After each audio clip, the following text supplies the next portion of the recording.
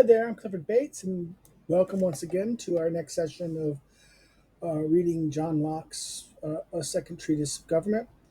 Today we're doing chapter 14, which is on prerogative. The previous chapter was on basically division of powers. He talked about the functions of government. If I remember correctly, we talked about the legislature, in was it, um,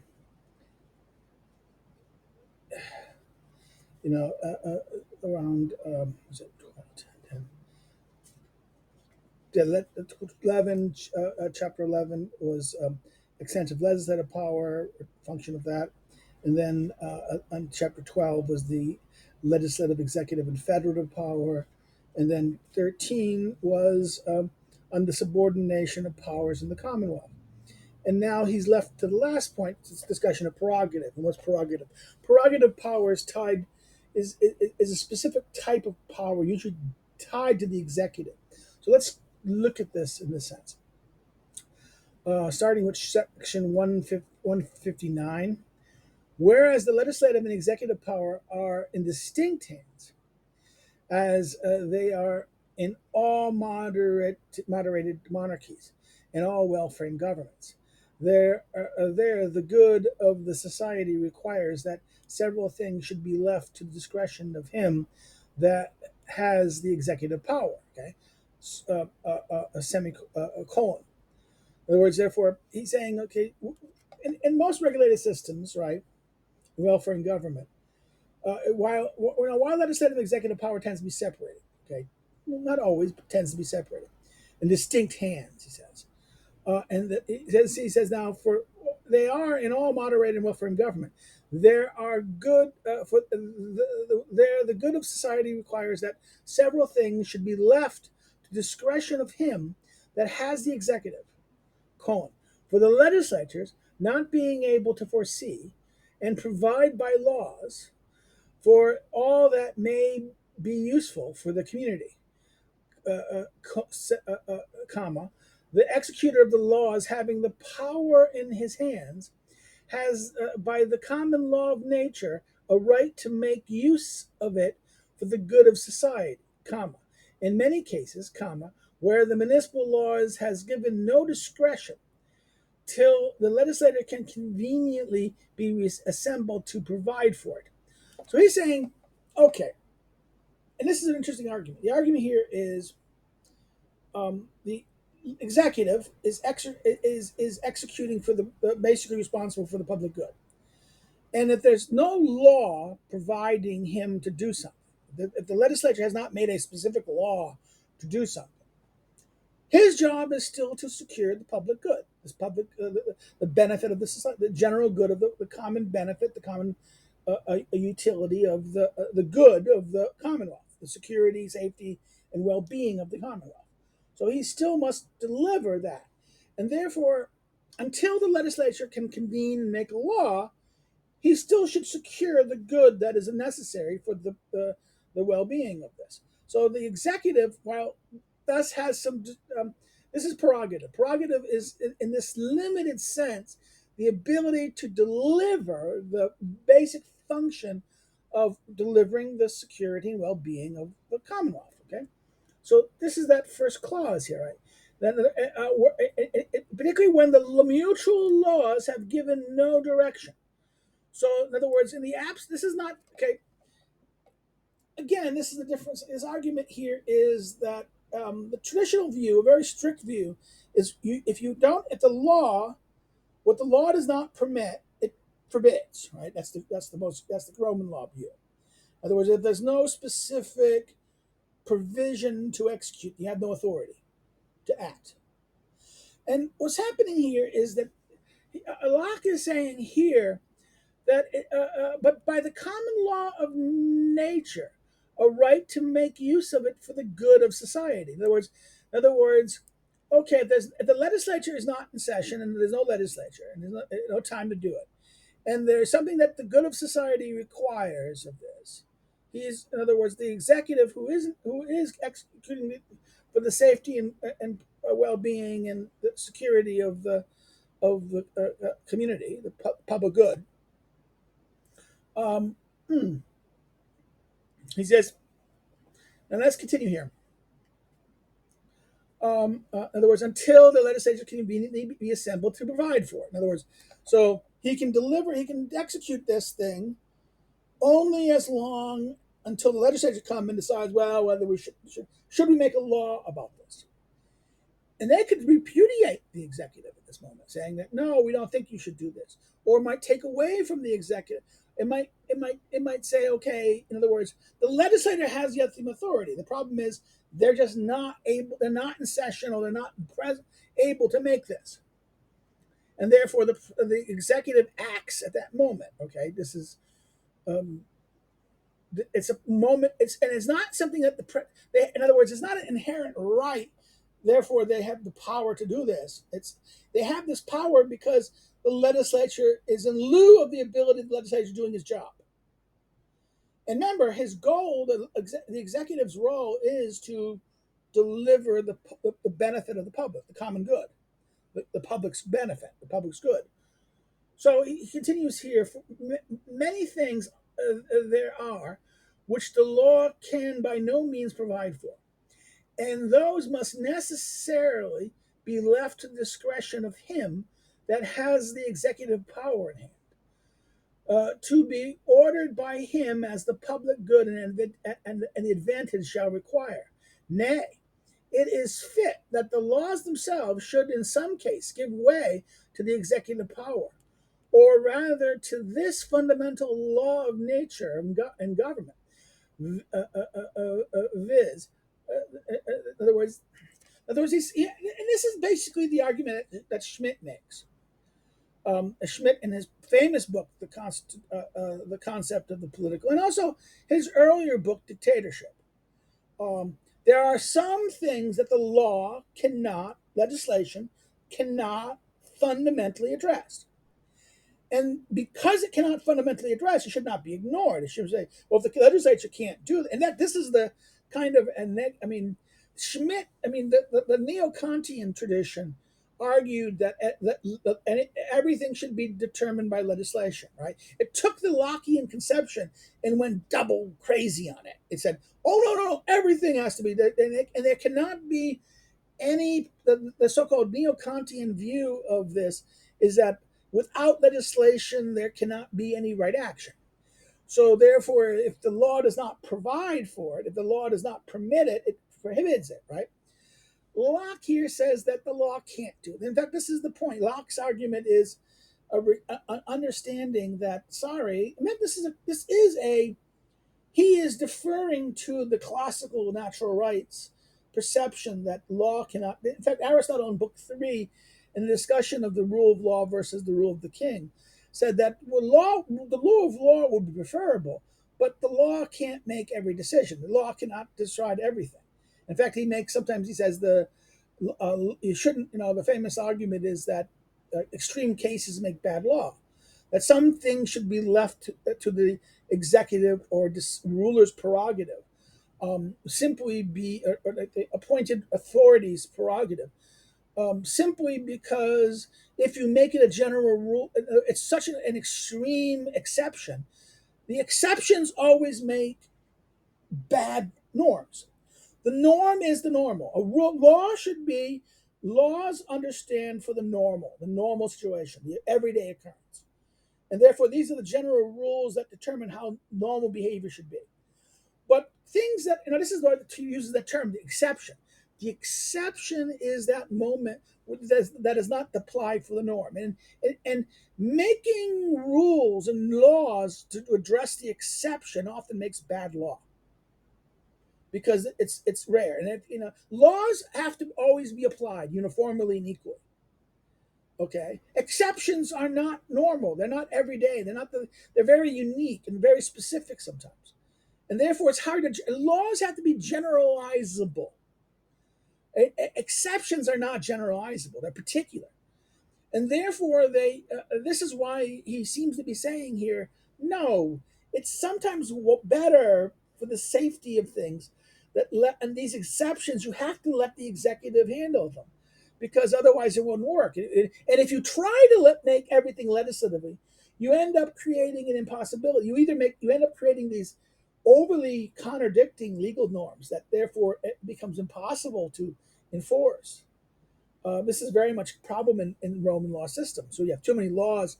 In fact, the Roman law system, this is why they had to create the dictator. You needed to have a extra legal. The dictator was above the law and could violate the law.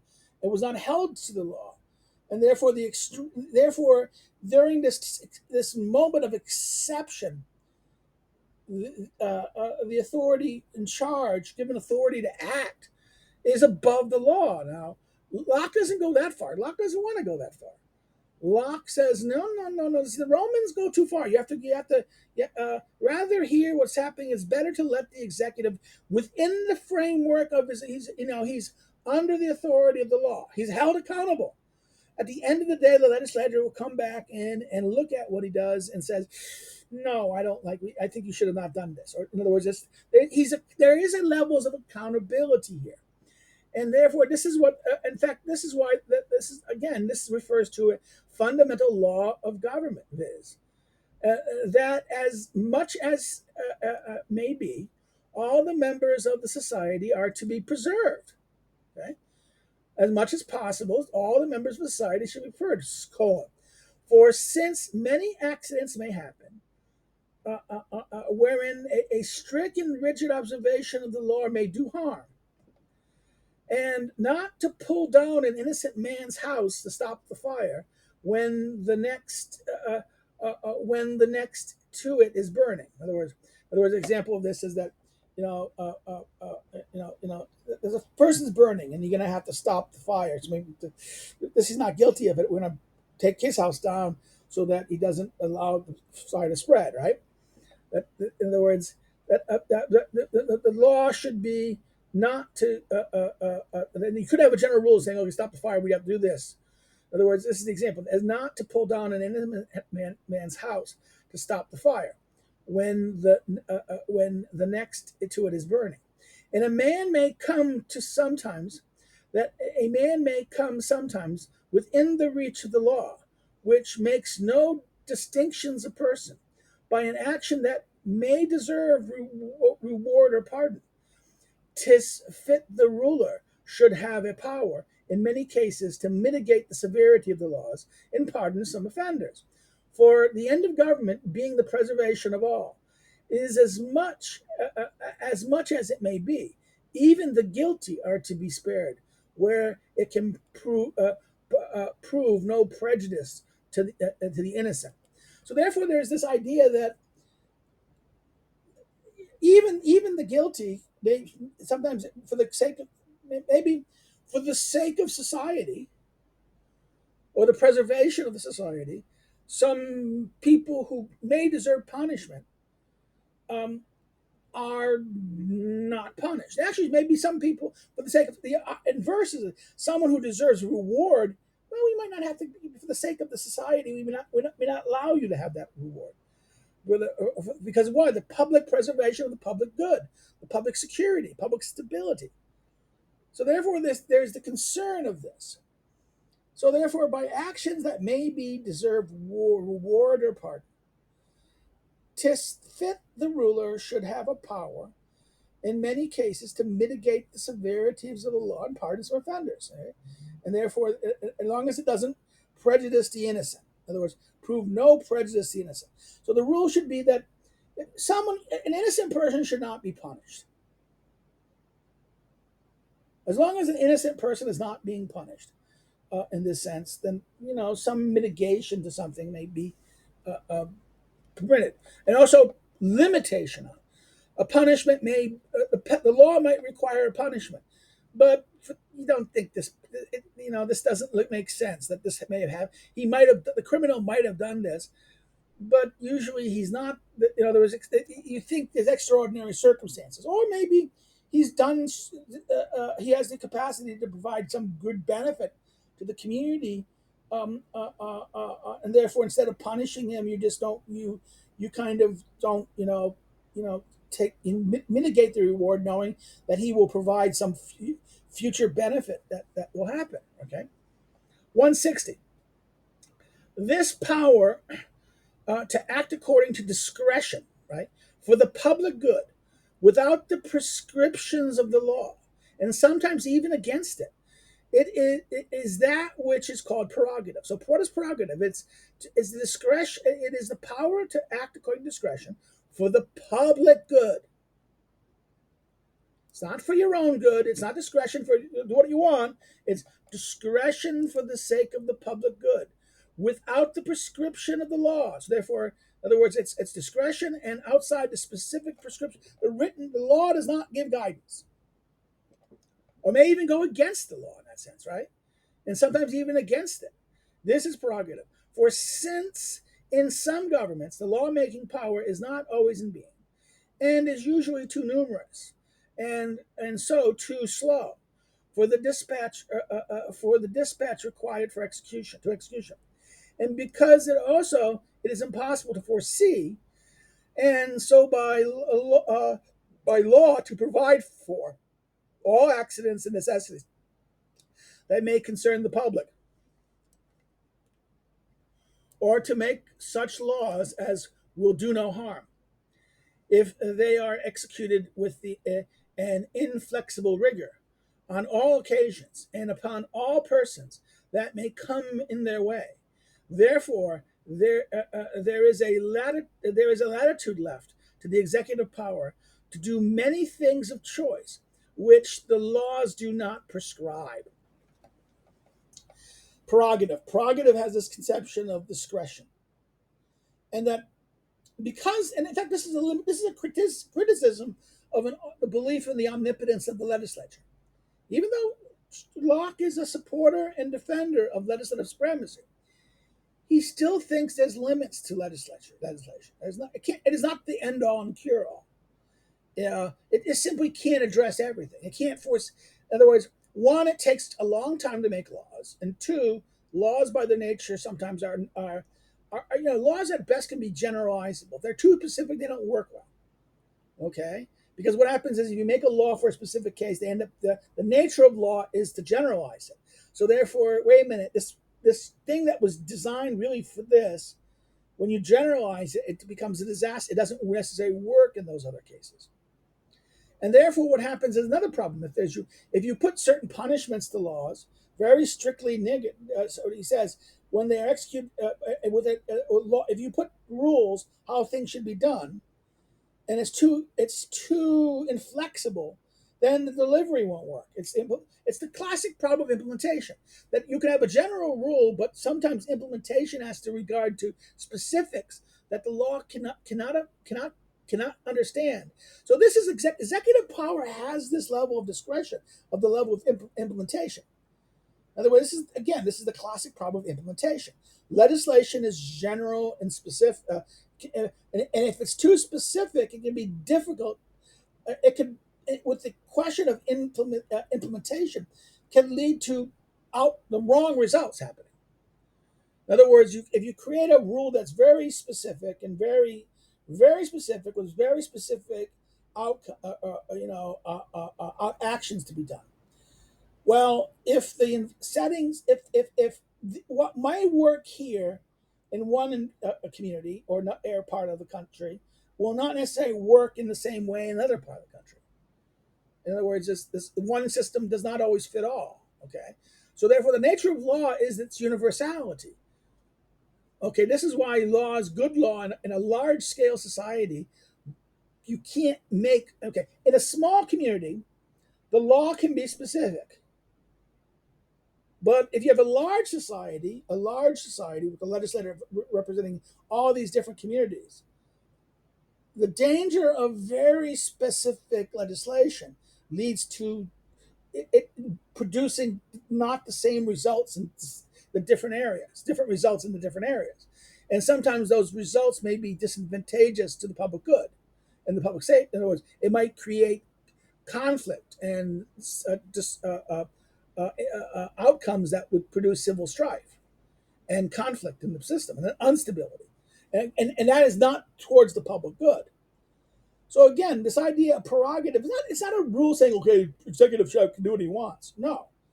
And anyone who argues prerogative as that is misrepresented. This is not the power.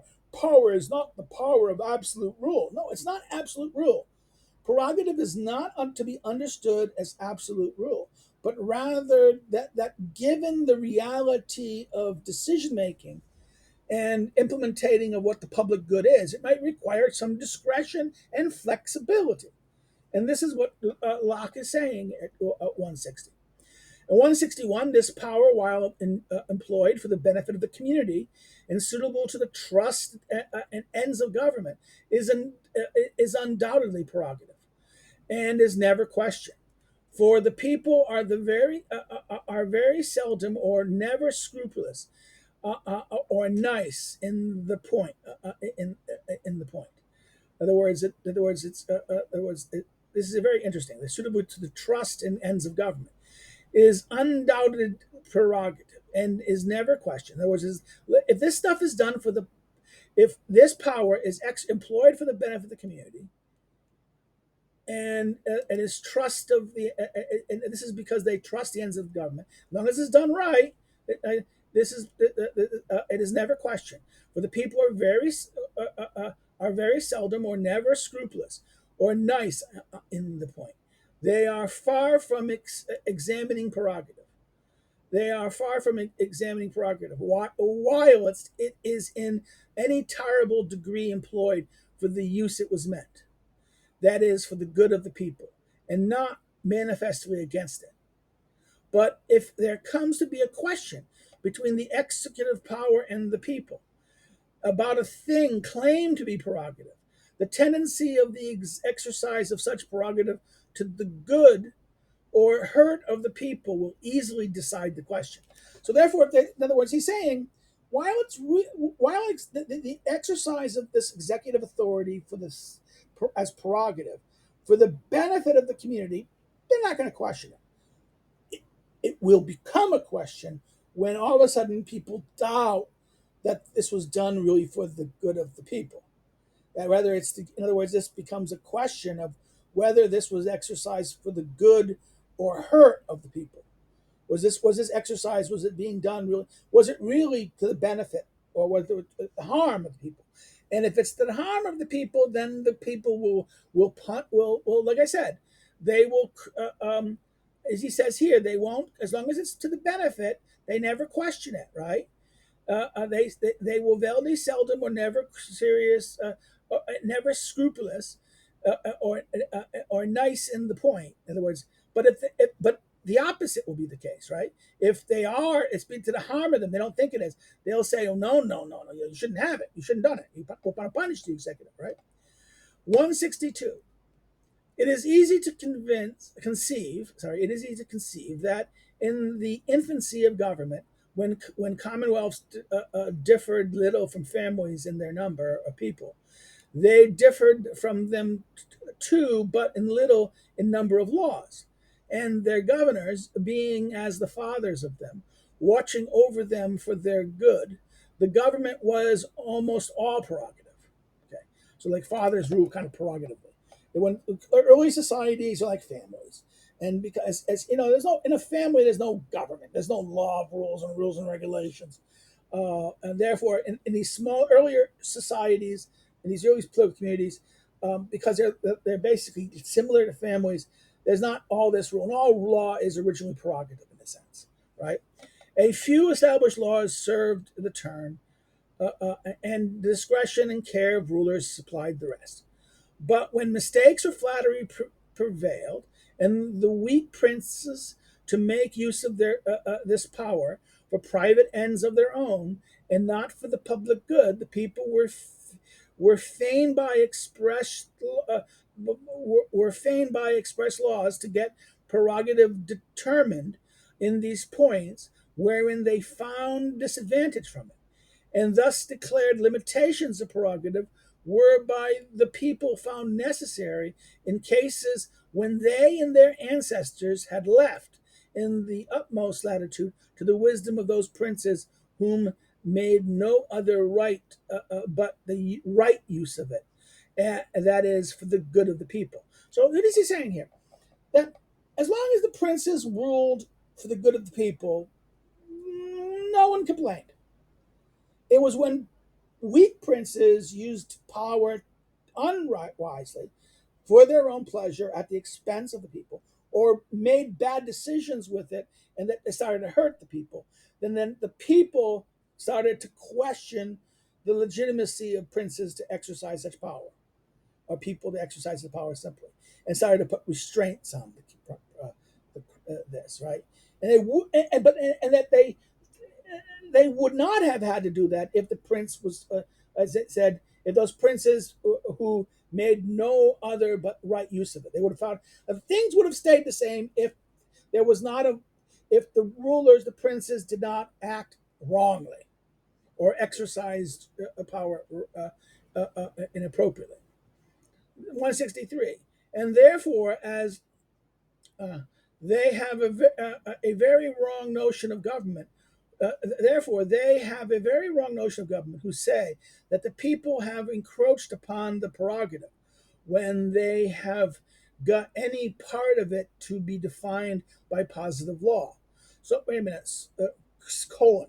For in doing so, they have not pulled from the prince anything that of right belonged to him, but only declared that the power which they indefinitely left in his hands or his ancestors' hands to be executed for their good was not a thing which they intended him when he used it otherwise. For the end of government being the good of the community, whatsoever alterations are made in it tending to that end cannot be an encroachment upon anybody, since nobody in government can have a right tending to any other end. In other words, like, you have no right. In other words, there's no. Here's what he's saying here: the end of government is the good of the society, the preservation of good of society, and there's no right of any part of the government to have anything at any other end other than that, right? Or any right that encroaches on the required goal of the thing. In other words, tending to that end cannot be an encroachment upon anybody, since nobody in the government can have a right tending to any other end, and and those those only are encroachments which prejudice or hinder the public good. So those encroachments which prejudice, act against, negative against, or hinder the public good, work against, or make the public good difficult to understand or see, or hinder it, harm it. Those who say otherwise speak as if the prince had a distinct and separate interest from the good of the community, and was not made for it. The root and source from which springs almost all those evils and disorders which happen in kingly governments. Now, this is actually very interesting. He says that the purpose of kingship was real purpose of kingship was the preservation of the community. And the goal of the king is to preserve and maintain and to secure the good of the community. Like the father, and if the father's goal is to secure the good of the children, the family. And that if and he's acting in a way that harms his children, he's not doing his job as father. So if the king is doing his actions are harming the public good, he's failing his obligation as king. So he doesn't have a right to do what he wants. He doesn't have the right. His power as king or ruler doesn't have a right to do whatever he wants to do it. His job is to deliver the well-being and the doing of this. So anyone who argues that the powers of kings are absolute, Locke is saying here, it misreads the understanding of what the king is obliged to do.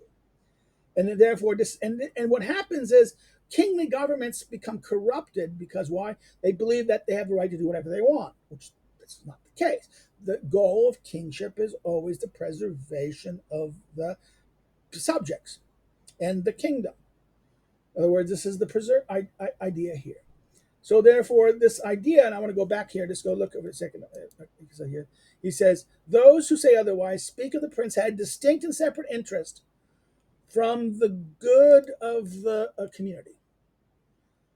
again, this is the old riddle argument. The king's two bodies. His territorial body was part of his body, so he cannot have his interest could not be separated from the good of the people, the community that he does it.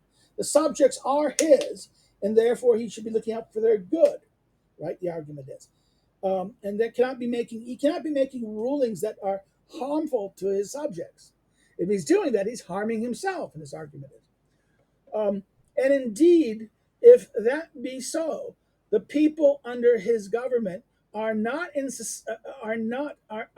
society of rational creatures entered into a community for their mutual good.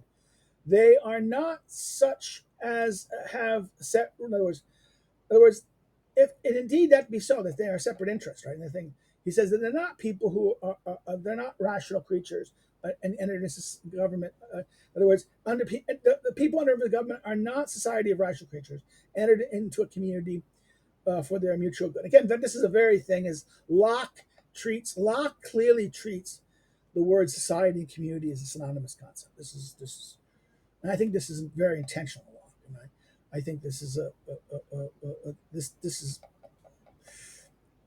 one wonders what this means in a sense. This is the idea here. Entered into the community for their mutual good.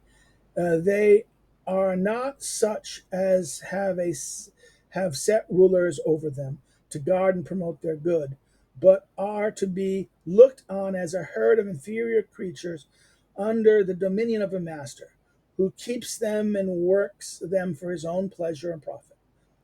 Again, this is the idea of they're either animals and therefore not human, or they're slaves. They're like slaves. This is arbitrary rule. This is the procedure. They have, in other words, they indeed this view of kings that they're not that kings are absolute authority over them. This is not this principle that be under his government, not society of rational creatures and entering a community for the mutual good. Rather, they are and not as such to have set rules over them to guard and promote their good, but to be looked on as herd of inferior creatures under the dominion of a master, who works them for their own, who keeps them and works them for their own pleasure and profit. If men were so void of reason and brutish as to enter into society upon such a term, prerogative might indeed be what some men would have it, an arbitrary power to do hurtful things to the people. So he's making a point about this, is that some people want to say our prerogative means arbitrary power. No, it does not mean that. He wants to, and this is the very important thing of the founding fathers, and this is the stupidity of, let's say, the American Hollywood mind. I mean, then there was that movie Vice about the vice president, and they said, unitary executive theory means a unitary executive theory is a view of that the executive power has prerogative. Okay? This is right from the Federalist Papers and onwards. But for Hollywood morons who don't know this kind of thing, don't know their Locke at all, they think, oh, that means executive power means kings. I have the power to be absolute ruler. So if you're arguing for a unitary executive, you mean you're arguing for divine rights of kings. And that's the problem of why that's the movie like that is full of shit, because it just simply doesn't work in that way. It does not mean Locke's understanding of prerogative does not mean arbitrary rule. It means that it highlights the limitation of law and the limitation of legislation.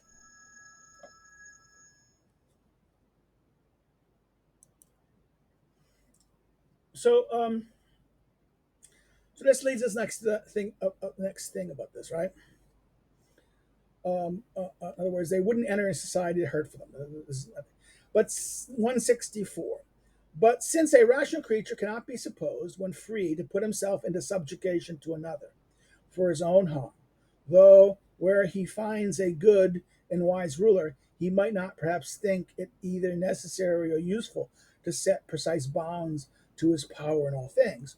Prerogative can be nothing but the people's permitting their rulers to do several things of their own free choice, where the law was silent and sometimes too against the direct letter of the law for the public good. and they're acquiescing in it when it is done. For as a good prince who is mindful of the trust put into his hands and careful of the good of his people, he cannot have too much prerogative, that is, power to do good. So a weak and ill prince who could claim that power which his predecessors exercised without discretion, without the direction of the law, as a prerogative belonging to him by right of his office, which he may exercise at his pleasure, to make or promote an interest distinct from that of the public, gives the people an occasion to claim their right and limit that power, which, while it was exercised for their good, they were content to be tacitly allowed. This is basically the Locke. This is Locke addressing the Stuart monarchy. Okay, the argument was that the English crown was not the absolute ruler. That the English crown, over time, um, limited their authority, and the crown authority was not absolute. That the powers of prerogative rule was always bound by this idea of the obligation of the ruler to deliver the public good. And if you look at English constitutional law, you look at Bracton, even before Coke. Coke is a late comer. Coke is writing at the time of Hobbes and Locke. Okay, I mean, Coke is a contemporary Bacon, and also, in many ways, this. The common law writer, Judge Coke, is writing clearly at a time very critical of the Stuart monarchies and their abuse of power.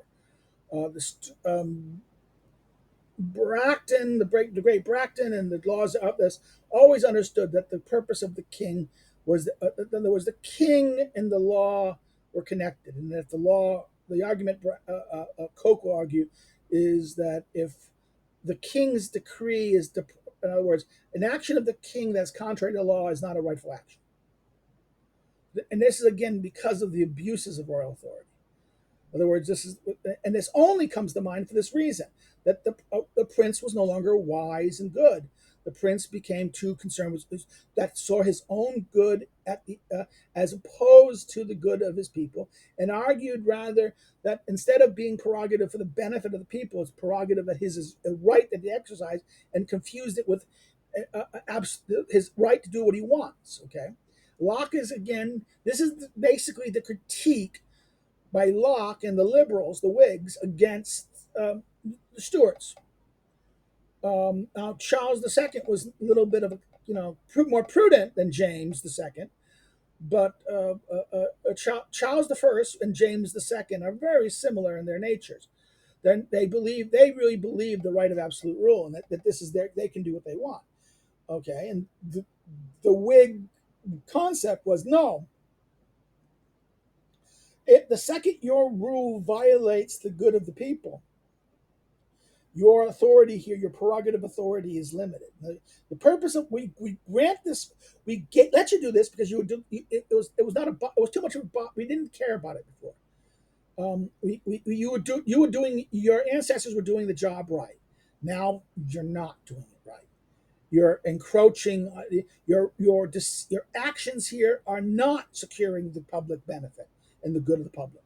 You're securing, in fact, you're harming the public. Therefore, we don't want you to do this. You're not doing your job. We're going to restrict your capacity. The law will attempt to regulate you, the executive. In fact, that's what happens. Once the executive starts abusing a prerogative, the legislative will come in and regulate it increasingly. Now, there's a danger here of over-regulating it. This is a problem. This is why Locke warns that prerogative must still happen. But the danger of an executive who abuses prerogative is the danger of threatening prerogative. This is the danger that an executive who abuses prerogative too much, who starts using it against the public good and the public benefit, the people and through their legislatures will be jealous of of this, and the legislature will either remove kings In fact, that kings have been removed in English history. I mean, kings are removed because the idea that a contender will say, "Listen, you have harm," and the contenders will get support in the public if the perception is the king has not really lived up to his duty as protecting the public good, right?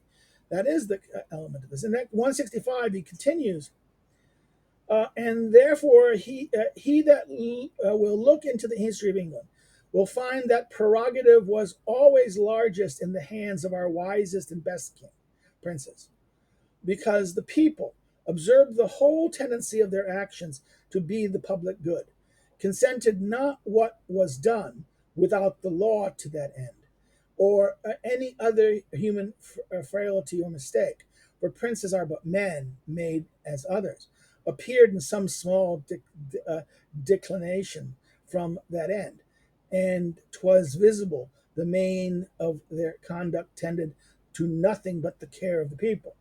So, in other words, he's saying that the history of England was that as long as the king did his job, and the greatest, best prince, and the wisest prince, the people gave him much discretion.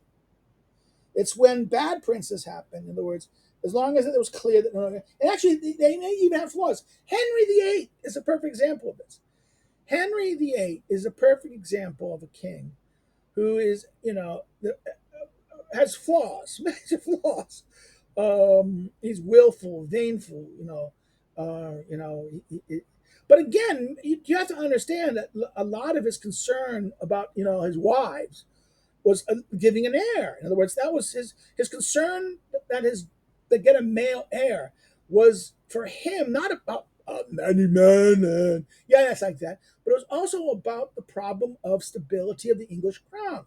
You have to remember, his father comes after a period of the great 100 year, that the War of the Roses, where the contestation over the King of England was divided greatly. It started with the rise of the Lancastrians. The Lancastrians emerge out of the dispute of Richard II, right? You know, Bolingbroke, and who becomes Henry IV, and then the Lancastrian line. Right? It's Henry V, the great Henry V, the great hero that conquers France. But then his dies with his baby and president, and the baby loses the baby run by his brothers. His brothers kind of govern his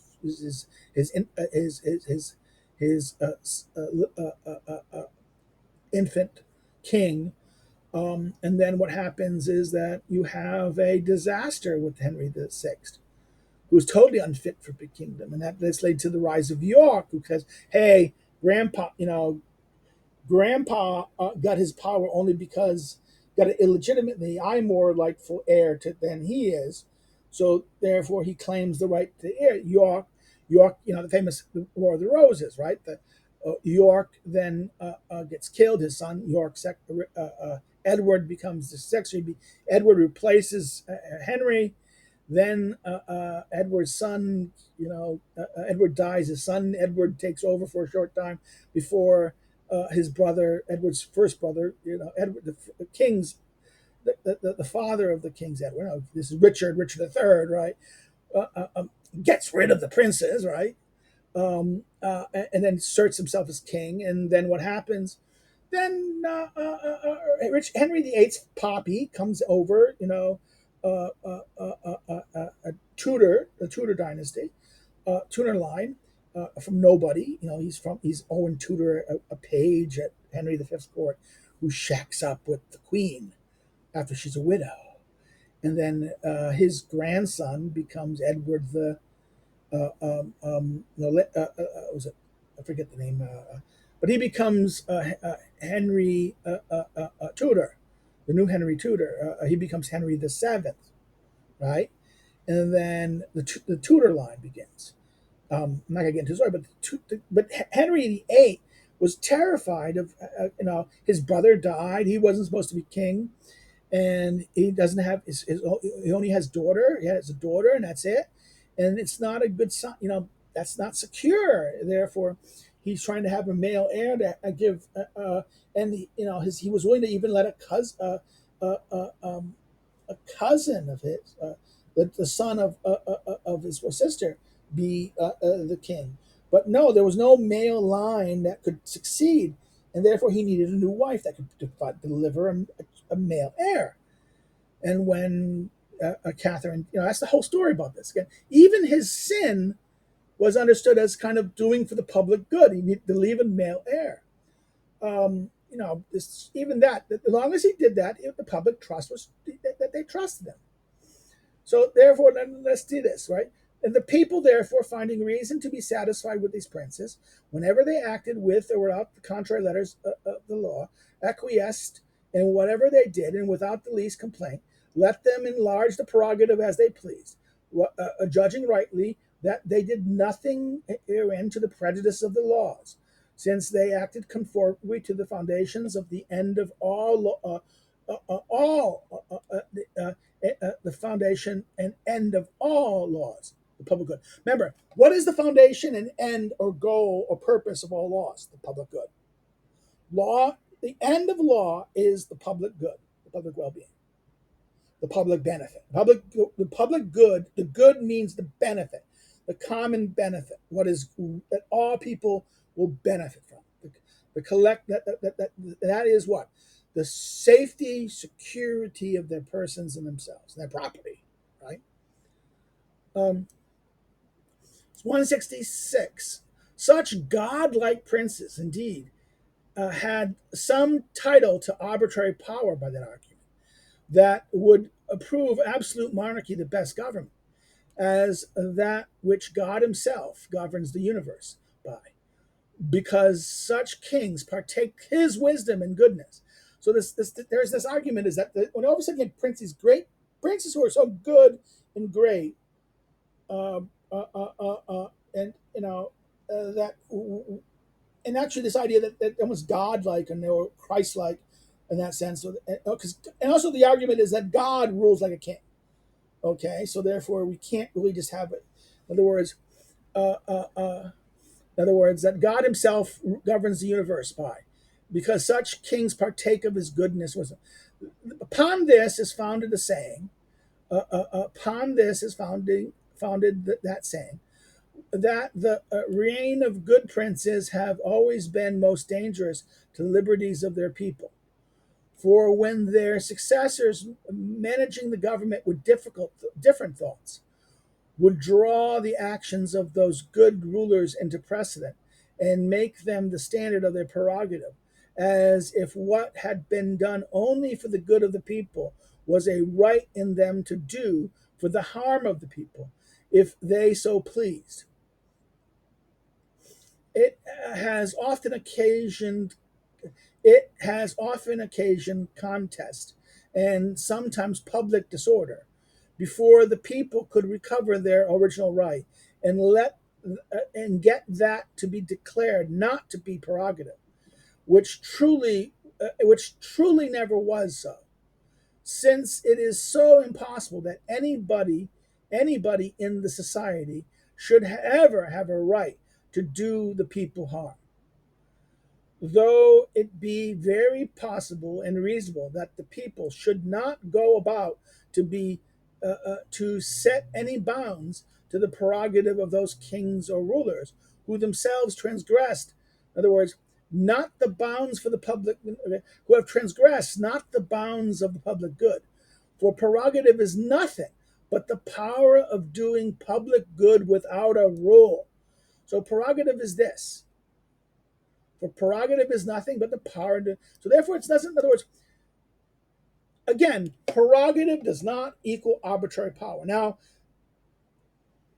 over time, it may appear that way because then you let the executive do all these things. He's a good executive, the good things. Now, this is that famous saying. He says that the reign of good princes have been always the most dangerous to liberties of the people. This is what they're saying. In other words, the good princes, because the people are so well governed, they don't need to be jealous of their king. The king is good, so they're safe. But they set the precedent and habits that everyone is expected. So when a bad prince comes, oh my God, um, they're not used to asserting and challenging him. And he says, well, you didn't challenge my pop and grandpa. Now you're challenging me? How dare you? I have this right. You didn't, So therefore, this is like this idea that they treat as though it's a right and privilege to have this power. But again, the power is not an absolute power. It's a conditional power that was given to them because they were delivering the goodies. They were delivering the public good. Okay, so therefore, this is the weird thing about this. 167 section. The power of calling parliaments in England as to as to precise time, place, and duration is certainly the prerogative of the king, but still is, but still, with this trust that it shall be made for the use of for the good of the nation, as the exigencies of the times and various conditions shall require. For it is impossible to foresee which should always be for it is impossible for to see which should always be the fittest place for them to assemble it, and what the best season. The choice of these was left with the executive power, as might be most subservient to the public good, and best suit the ends of the parliament. In other words, the reason why in England that because there was never a good season, the seasons would change, and the condition or the place where parliament should meet very. It was simply left to the kings to set up time and place and duration of a parliament. This is a prerogative aspect of it. Again, this is again for the good of the parliament, good of the nation, and for the good of the parliament itself. That it should be happening, because there could be no way you could foresee everything. In other words, the argument was there's no way to foresee, given the conditions of the times that they were living in. There was not always a good, convenient place that could be met, that all the people could come together and meet regularly, and meet this way. That all the representatives, all the people from all the districts can come to the seat of government and meet. So therefore, the king would have to use his discretion, prerogative, to gather the members together and the place, the precise place, time, place, and duration, right? And again, as most subservient to the public good and to the pursuit of the ends of parliament, which is to make the laws, right? 168. The old question which will be asked at this in this matter of prerogative. In other words, the old question will be asked in this matter of prerogative. But who shall be judge when this power is made a right use of one? Sorry. But who shall be judge? Who shall be judge when this power is made a right use of? Uh, uh, uh, uh, of. One answer, being an executive power in being, with such a prerogative and a legislature that depends upon his will for their convening, there can be no judge on earth, as there can be none between the legislature and the people. Should either the executive or the legislature, when they have got power in their hands, design or go about to enslave or destroy them. In other words, what's happening here? If the executive or that, in other words, let's say this, being executive in being, there's one answer. Being an executive power in being, with such a prerogative and a legislature that depends upon his will for their convening, there can be no judge on earth. So as there can be none between the legislature and the people, right? Should either the executive or the legislature, when they have got the power in their hands, design or go about to enslave or destroy them, not the people. The people have no other remedy in this, as in all other cases, when they have no judge on earth, but to appeal to heaven. So, in other words, if there's no judge, if there's no one in authority, lawful authority, to rule on this matter, and that there's a situation where the executive, when the legislature is not in session, or the executive and legislature are working together to harm the people, to enslave, what does he says, to enslave or destroy the people, them. The people have no other remedy in this case where there's no judge on earth but an appeal to heaven. Now, we talked about this before. The appeal to heaven is the use violence, the right to revolution. The right to revolution. Appeal to heaven means the right to turn to God, to use violence, and God will determine who's the outcome of the one who wins the war contest, the violent contest of power. Um, God ordained it to be so. Okay, that's the appeal to heaven, what it means, right? Um, appeal to heaven. For the rulers in such attempts, exercising a power that people never put into their hands, and who can never be supposed to consent that anybody should rule over them for their harm. In other words, this is a principle. No one should ever consent to them being ruled over their harm. So therefore, the exercise they were given power because they're exercising they never put in their hands. In other words, the rulers are given this power for their good. Now, not to their harm, right? So continue. But that what they have not a right to do. So that you have no right to harm somebody. But that's you have no right to harm somebody. That's he's consistent here in this point. That the second you engage in attempt to harm somebody in the state of nature, that you are crossing. You don't have no right to. And this is where Hobbes and Locke kind of there is a disagreement here between them, but I think it's I think Locke wants this. Hobbes simply says there's no justice in nature. Locke says there is, but it's there, but it's toothless.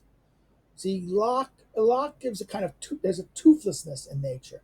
It's a right that requires other people would force, people with the ability or power to act with it. It's a norm, but it's not self-enforcing, and it's powerless to enforce itself. So therefore, the violator, it's a law, but it can't punish the violator. The law itself and the norm itself, because there's no judge. There's no judge or enforcer. There's only a norm, but no force or enforcer.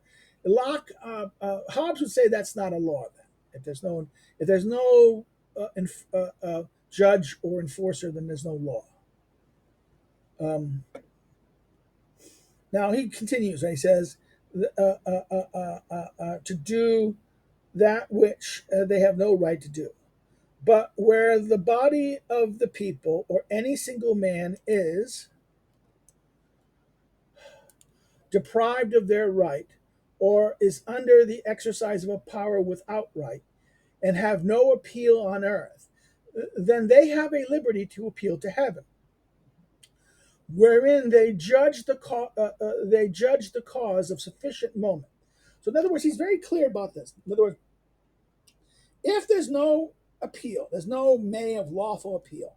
There's no one has authority to do this. If the legislature, the executive is there, and the legislature is being prevented from doing it.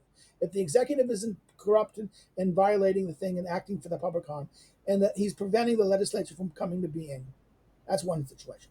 Or he could have the legislature, elements of the legislature, and the executive could be cooperating in that way. Or maybe even the legislature has bullied a corrupt legislature has bullied the executive to execute what it does. So therefore, and the legislature and the executive, either the executive that is acting in compliance with it or subservient to a wrongfully constituted legislature, they're harming the people in their interests. And there's no way to appeal. This is the people have a right to rightful revolution, right to appeal to heaven, right to use violence to punish, to what? To take back control. They have the right to take back control, and then to appoint officials, executive and legislatures, who will do what they were supposed to do. To recreate the government, to reestablish a government. So therefore, the idea here is that the if the legislative are violating the principle by which they're set up to do, and there's no mechanism of, there's no lawful institution or authority that will set this right. In other words, if there's an authority that can set this right, you should turn to it first.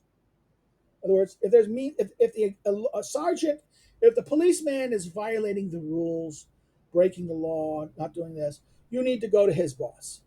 And that if you go to his boss and doesn't do anything, you go to the political legislature. And the political legislature doesn't do it, you go to the court. You can go to the court. In other words, you have to go through all the stages of authority, and they all have to ignore your rightful request. I mean, it can't be just an arbitrary request. It can't be. In other words, it has to be a legitimate grievance. There is a breach of. Everyone in normal times would argue that this is a breach of law. This is wrong. What is being done?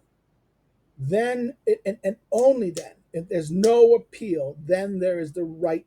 You have a right to appeal to heaven. An appeal to heaven means God will decide, and you take a knife and you slice the enemies up. You kill your people. It's you go to war. You go to war. You wage war, and war means waging war. It doesn't mean Marsberry's Queenberry rule. No. In other words, the argument is that the rule of arbitrary power is the rule. Remember, all the way back in the earlier section, the exercise of arbitrary power is the exercise is basically over a person is the state of war. So the argument is that you're going to war, you're declaring a right to revolution is only your recognition of the reality that you're in already. If the rulers are acting really, truly arbitrarily, and if they're exercising an arbitrary power over you, you are in the state of war. Okay? And you're just recognizing that. Now, if you don't recognize it, then you're admitted to your slavery. You have basically become a slave. And you know that you're choosing because you'd rather live like a slave than to die a free man. So therefore, you're not going to fight. It's too much. You're not willing to pay the cost of your freedom. Okay, this is an argument of why slaves deserve to be slaves. Free people would rather die than be slaves. And if you're not willing to if you're not willing to die for your liberty, then you don't deserve liberty. The argument seems to be here. So therefore, the idea here is that if you're in a situation, and this is why people deserve the government they get, in that sense, that if the government is abusing the power and you're not doing anything about it, and you have the ultimate power, you can remove the government. You can remove the government. Oh my God, this is going to be demonetized. I'm going to be thrown away. No, but that's Locke's. This is the thrust of Locke's argument. Let's be consistent. You have the what? You have the right to revolution in that sense, right? Appeal to heaven whenever they judge the cause to be sufficient moment, right? The cause of sufficient moment, and therefore, though the people cannot be judged, and though the people cannot be judged, so as to have by the constitution of that society any superior power to determine and give effective sentence in the case, yet they have by the law antecedent and paramount to all positive laws of men, that is the state of nature, the laws of nature, reserve that ultimate determination to themselves which belong to all mankind, where there lies no appeal on earth, viz., to judge whether they have just cause to make their appeal to heaven. In other words, if there's no judge on earth to deal with it, they have to decide whether they want to make their appeal to. They have to have the just cause. They have to have in other words, it can't be an unjust cause. You have to have a just reason to make an appeal to heaven.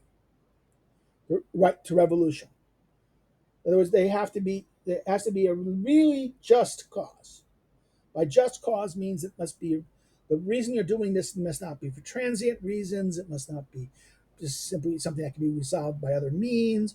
That it's not. There has to be complete violations. It has to be really a case of this is unbearable, and this is a clear case of something that was that is a violation of your rights and your not rights, your identity as a person and things like this. In other words, you have arbitrary rule. That means they have the power of life and death over you. In other words, their ability to punish you, control you, deprive you of your property, deprive you of your liberty. If they have the ability to do this at arbitrary element, then you're at a state of war, right? And therefore, this is the appeal to heaven is your recognition of this, right? They have no appeal to earth, is that to have that make their appeal to heaven. And this judgment they cannot part with. In other words, you cannot, this is inalienable in a sense. This is the word inalienable means. You cannot part with it. In other words, this is something that in the laws of nature that you have, this that anyone who tries to impose their will upon you arbitrarily, to take your life, your liberty, or your property, you have a right to resist it. And if they're doing it without lawful authority, and that there's no and there's no judge to rightfully punish them. If there's a judge and authority, if someone is hurting your life, liberty, and property, you first turn to a judge and lawful authorities, and they should deal with it. If they don't deal with it, and they refuse to deal with it, and they are complicit with the violation of this, and that there's no means to correct or stop this, then and there you have the right to revolution in that sense. And he says that, in other words, and this judgment cannot part with being as part of man's power to, in other words, it being out of man's power to submit himself to another and give him the liberty to destroy him. God and nature never allowing a man so to abandon himself as to neglect his own preservation. And since he cannot take away his own life, neither can he give another power to take it. Period. So therefore, this is that very line here. God never allowing men to tolerate to abandon himself, right? And as to neglect his own preservation. And since he cannot take away his own life, neither can he give it to another to take it. Right? I can't kill myself. Can't take my own life arbitrarily. So therefore, I can't give it to you to take arbitrarily. Nor let anyone think this lays a perpetual foundation for disorder. In other words, he's saying, but careful, this is not a perpetual disorder. You don't get a right to do this. If you don't like the thing, you can't have a right to revolution. I don't like the rules. I get to revolt, disorder, revolt. In other words, nor let anyone think this is a perpetual foundation of disorder. For this operates, for this doesn't operate, for this operates not, till the inconveniency is so great. The inconveniency has to be so great. And that the majority, not the minority, a majority feel. So if a minority is oppressed, tough luck. If the majority isn't oppressed, the majority doesn't feel it, your right to revolution is this rebellion. The majority crush it. So much for Black Lives Matter, so much for civil rights movement. In other words, Locke's argument here does not justify civil disobedience. Does not justify the. In other words, you don't have. In other words, you don't have the right to. Well, I mean, civil disobedience is a different matter. This is not really a right to. This is not really revolting. You're just putting social pressure on that. So maybe that is agitating. But the idea that you get to start a revolution, violent revolution, and use violence. Remember, the appeal to heaven does not mean protesting. It means waging war. Okay. Remember that the appeal to heaven is waging of war. The use of violence to repel violence. Okay. So it is not necessary to it's until the inconvenience is great and that the majority feels it and are weary of it. Now, in other words, if they put up with it, if the majority puts up with it, they'll be tired of it and find it necessary to have it amended. They want it to change. So it has to be, the inconvenience has to be great, that the majority must feel it, and that they have to be weary of it and they'd have to want to change it. So what happens if they don't want to change it? No, I don't like it, but I'm just too lazy to do it. We can't do anything about it. In other words, they have to be willing to go to war. But this, the executive power or wise princes, never need coming in the danger of, and it is the thing of all others they had the most need to avoid, as of all others the most perilous. In other words, wise prince, the executive power. In other words, but this, the executive power normally done, and wise princes never have to worry about this because they're not going to get to. They're not. I mean, because why? They have this issue is not going to be a danger of them, and it is the thing by all others they had the most need to avoid. In other words, and all the other most perilous. In other words, you need to avoid the condition that this leads to this crisis. Good government does not get you here. Bad government gets you here. Bad rule. Bad decisions. Good government and wise executive rule or proper executive rule delivers good government. A good prince delivers good government. Good government doesn't get you in a condition that does this. That one, the four conditions. That the inconveniency is great. The majority feels it. The majority is weary of it, and they demanded a resolute, and they wanted amendment. They feel they find a necessity to have it amended, changed. Any semi-competent ruler can avoid those principles, those four things. You have to be really bad ruler, really stupid or really evil to get all four of these four conditions. This is not you don't have a right to do it. It's a mere inconvenience, great inconvenience. The minority, no, the majority must feel it. Three, it must, and also they must be tired of it. So just because there's something that they're all things, they're weary of it. Maybe it's like they may feel that it's great, but they're not willing to do anything about it. In other words, they're not wary of it. We can live with it. In other words, this idea they can live with it. They can live with it. It's bad, but it's not that it's bad. But we could. There are things worse, and maybe the disorder and war would be worse. In other words, the idea here is that these four things are worse than the condition of war. Okay, because arbitrary rule means it means war in that sense. So that ends our little discussion today. If you like it for this, you can always like it. You can say no. You can say I don't like it. You can put some comments. Please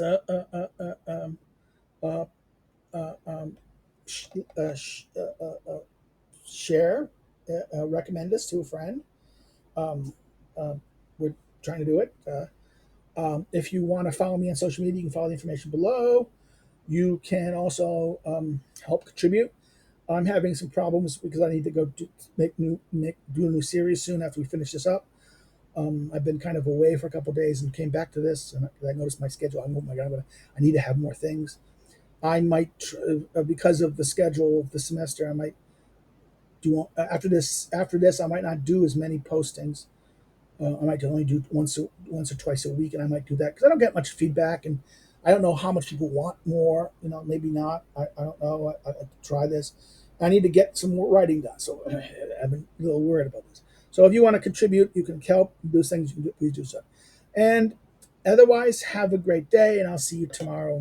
Because tomorrow we will do 15, I think, chapter 15.